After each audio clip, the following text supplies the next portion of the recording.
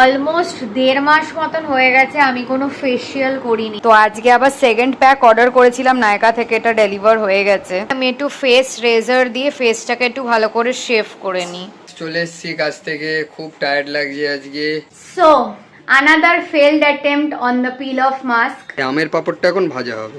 যত white head black head ছিল সব কিছু রিমুভ হয়ে গেছে। Hi guys, good afternoon and welcome back to a new blog. আজকে সকালবেলা উঠে অলরেডি আমার চা খাওয়া হয়ে গেছে অ্যান্ড এখন আমার ফার্স্ট টাস্ক হচ্ছে পুরো বেডশিট অ্যান্ড বালিশের কভার এভরিথিং চেঞ্জ করা। অ্যান্ড এখানে গোপাল ভাঁড় চলছে। ব্লগও আমার 80% মতন এডিট কমপ্লিট, জাস্ট একটুখানি টুকটাক লাস্ট চেঞ্জেস বাকি আছে, সেগুলোকে করে ব্লগটাকে আমি এক্সপোর্ট করে আপলোডে বসাবো। বাট তার আগে জলদি বেডশিটগুলোকে চেঞ্জ করে একদম ক্লিন করে নিই। তো এখানে আমার বেডশিট চেঞ্জ করা হয়ে গেছে অ্যান্ড অ্যাকচুয়ালি আমার প্রচণ্ড জোরে খিদে পেয়েছে, তাই মা লাঞ্চটাও দিয়ে দিয়েছে। আগে খেয়ে নিয়ে তারপরে বালিশের কভারগুলোকে চেঞ্জ করব। লাঞ্চে আজকে আছে হচ্ছে ভাত and my all time favourite চিংড়ি মাছের মালাইকারি। সো লাঞ্চ কমপ্লিট করার পরে এখানে বালিশের কভারগুলো ভরে একদম বেডটাকে ফুল ক্লিন করে নিই। তো অলমোস্ট 1.5 মাস মতন হয়ে গেছে আমি কোনো ফেসিয়াল করিনি। তো আজকে আমি করব ফেসিয়াল। এই যে এই ফেসিয়ালটা যে কিনে রেখেছিলাম O3 প্রফেশনাল থেকে, আজকে এটাকে ইউজ করব ফাইনালি। সো ফেসিয়াল করার আগে আমি একটু ফেস রেজার দিয়ে ফেসটাকে একটু ভালো করে শেভ করে নিই। সো আমার দেখো আইব্রোসটা একদম পারফেক্টলি আমার একদম শেভ করা হয়ে গেছে। জাস্ট আমি এক্সেস হেয়ারগুলো রিমুভ করে দিই, এক্সট্রা আমি কিছু করি না। এটাই আমার ন্যাচারাল শেপ, আমি জাস্ট এক্সেসগুলোকে রিমুভ করে দিই। এবার আমি করব আপার লিপস। ফার্স্টে ভাবলাম শুধু আইব্রোস আর আপার লিপসই করবো, তারপরে ভাবলাম এতদিন পরে করছি যখন ফুল ফেসটাই করে নিই।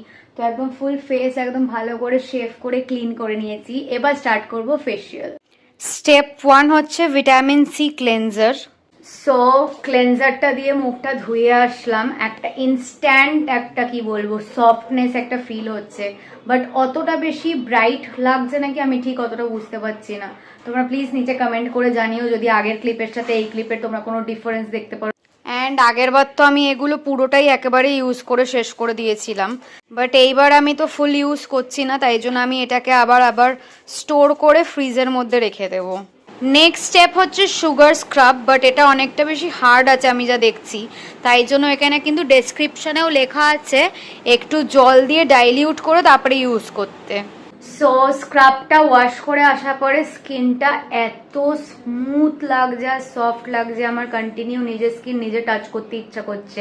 স্পেশালি এই নোজ এরিয়াটা মানে এত বেশি সফট লাগছে, যত হোয়াইট হেড ব্ল্যাক হেড ছিল সব কিছু রিমুভ হয়ে গেছে।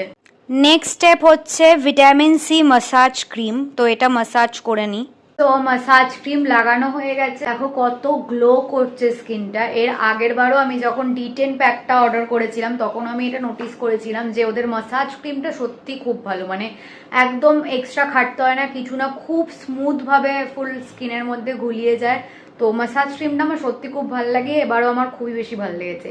এবার লাগাবো প্যাকটা। আগের বার প্যাকটা আমি লাগাতে খুব ভুল করে ফেলেছিলাম, বাট এবার চেষ্টা করবো একদম পারফেক্টলি লাগানোর। তো এইটা হচ্ছে ব্রাইটেনিং পিল অফ মাস্কটা, এটাকে ঢেলে এটার সাথে জল মিশিয়ে জলদি ঝটপট লাগিয়ে নেব। So another failed attempt on the pin of mask. তাও আগের বার তো একদমই লাগাতে পারিনি, এবার তাও কিছুক্ষণ আমি মোটামুটি লাগাতে পেরেছিলাম, আবার শক্ত হয়ে গেছিল। তো একদমই ঠিক করে লাগানো যাচ্ছে না, এই নিয়ে আমি সেকেন্ড অ্যাটেম্পট দিলাম। তো আমি বুঝতে পারছি না why would a company make a pill of mask যেটা নর্মাল মানুষে ইউজ করতে পারবে না, প্রফেশনাল লোকেরা ছাড়া। মানে প্রফেশনাল লোকেরাই তোমাদেরকে করিয়ে দিলে তাহলেই তোমরা সেটা হয়তো ঠিক করে হবে, নাহলে হয়তো নর্মালি এটা হয়তো ইউজ করাই যায় না। এনিওয়ে আমার মাও একজন কি বলবো ফেসিয়াল আর্টিস্টকে দিয়ে এই মাস্কটা আগে অ্যাপ্লাই করেছে, বাট মায়েরটা নাকি মা বলছিল পারফেক্টলি হয়েছে। আমারটা জানি না কেন দুবারই আমার পারফেক্টলি হলো না। এনিওয়ে ওয়েস্ট অফ মানি, মানে মাস্কের দিকটা দেখতে গেলে বাকি তিনটেই যথেষ্ট ভালো, বাট মাস্কের দিকটা ওয়েস্ট অফ মানি। আমার আর এরকম টাইপের মাস্ক ইউজ করার ইচ্ছাটাই চলে গেছে। আরেকটা যেটা খুব মারাত্মক জিনিস হয়ে গেছিল সেটা হচ্ছে, আমি জানি না তোমরা বুঝতে পারছো নাকি, বাট আমার চোখটা পুরো লাল হয়ে ফুলে আছে। আমি অ্যাকচুয়ালি মাস্কটা অ্যাপ্লাই করতে গিয়ে চোখের ভেতরে ঢুকিয়ে দিয়েছিলাম, তো আমার লিটারালি ফিল হচ্ছিল আমি মরে যাব, মানে আমি অন্ধ হয়ে যাব, এরকম একটা ফিল হচ্ছিল। But still I am alive. ঠিক আছে, আমার চোখ আপাতত আগের থেকে অনেক বেটার, জলের ঝাপটা ফাপটা দিয়ে সবকিছু করে আমি ঠিক করেছি। অ্যান্ড একটু হালকা ব্রাইটেনিং এফেক্ট তো এসছে ডেফিনেটলি। এখন এখানে এক থালা ফল নিয়ে বসেছি আমি বিট নুন সামনে খাবো বলে। ফল খেয়ে আবার আমি এখানে বসে মায়ের কেক খাচ্ছি। তো আমার ওই হোয়াটসঅ্যাপ এক্স বিউটির যে গামিজগুলো ওগুলো শেষ হয়ে গেছে অনেকদিন আগে, যেগুলো অর্ডার করেছিলাম তোমাদেরকে দেখিয়েছিলাম। তো আজকে আবার সেকেন্ড প্যাক অর্ডার করেছিলাম নায়কা থেকে, এটা ডেলিভার হয়ে গেছে।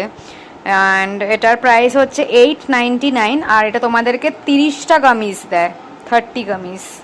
তো ভেতরটা এরকম দেখতে, এক একটা গামিজ বের করে এক এক দিনের জন্য খেতে হয়।